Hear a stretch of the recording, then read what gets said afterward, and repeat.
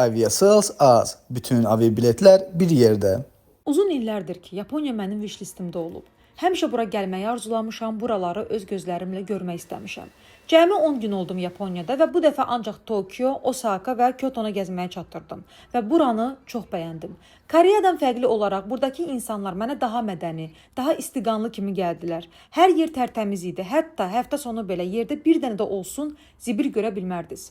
Çox təhlükəsizdir. Hər yerdə basabas, çox insan olsa da hərə öz işində gücündədir. Şəhər çox böyük olduğu üçün mən burada ancaq metro ilə hərəkət edirdim və ilk 2-3 gün çox azırdım, çox çaşırdım, amma sonra adam öyrəşir. Getdiyim bütün yerlərə giriş pulsuz idi və sözün düzü mən Tokyonu çox bahalı bir şəhər bilirdim. Elə bilirdim ki, bir kofe burada 20-30 dollar olacaq.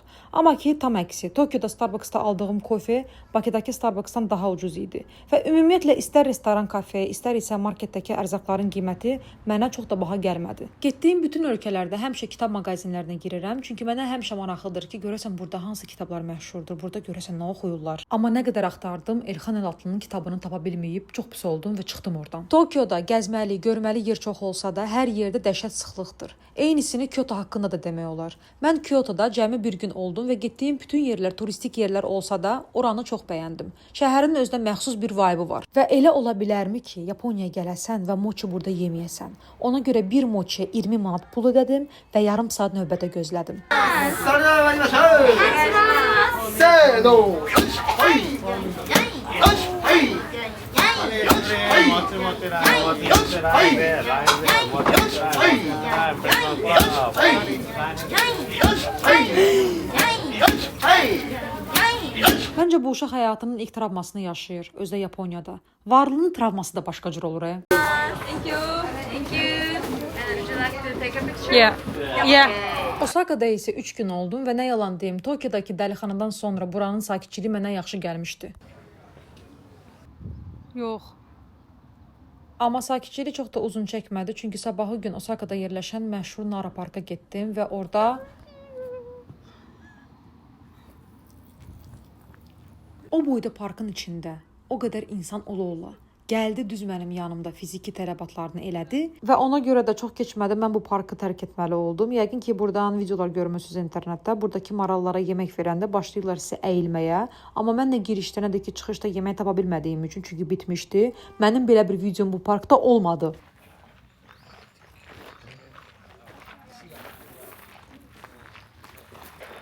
Amma fikirləşirəm ki, maral olmaq da bir şey deyil.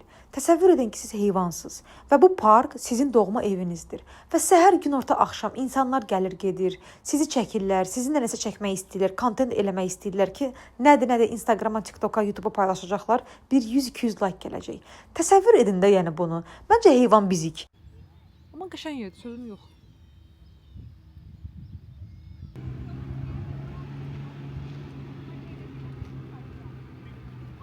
Və bu 21 gün ərzində mən 4 ölkə dəyişdim. Kitay, Yaponiya, Singapur və Koreya. Və hər biri mənim üçün yeni ölkə idi, çünki heç birində bu vaxta qədər olmamışdım. Amma əgər aralarında seçmək lazım olsa, mən Yaponiyanı seçərəm. Və mən əminəm ki, heç bir il keçməyəcək, mən Yaponiyaya yenə qayıdacağam. Çünki Tokyonu gəzmək üçün, mən bilmirəm burada neçə il yaşamalısan ki, hər yerini görüb gəzəsən. Tokyo çox böyük şəhərdir, çox maraqlı şeyləri var, restoranlar, kafelər, muzeylər. Və bu videonu mən Tokyoda çəkmişəm. Bir dənə yolların genişliyinə baxın, şəhərin gözəlliyinə, təmizliyinə baxın. Təmizlikdən söhbət düşmüşkən, siz Yaponiyada, Tokyoda hər şey tapa bilərsiniz. Burada hər şey var. Bir dənə zibil qutusundan başqa. Elə olurdu ki, özümə kofe alırdım, nəsə yeyirdim və əlimdə zibil qalırdı. Və ayılıb görürdüm ki, mən 40 dəqiqə, 1 saatda yeriyirəm və hələ də zibil qutusu tapa bilməmişəm. Və arzu edirəm ki, sizə də yaxın zamanda bu küçələrdə gəzmək qismət olsun. Və əgər belə videoların daha çox olmasını istəyirsinizsə, belə vloqların daha uzun olmağını istəyirsinizsə, onda zəhmət olmasa bu videoya like edin, komment yazın, dəstək olun ki, mənim motivasiyam düşməsin. Mən hər dəfə xaricə gedəndə kameramı yandırım, sizə hər şeyi göstərim.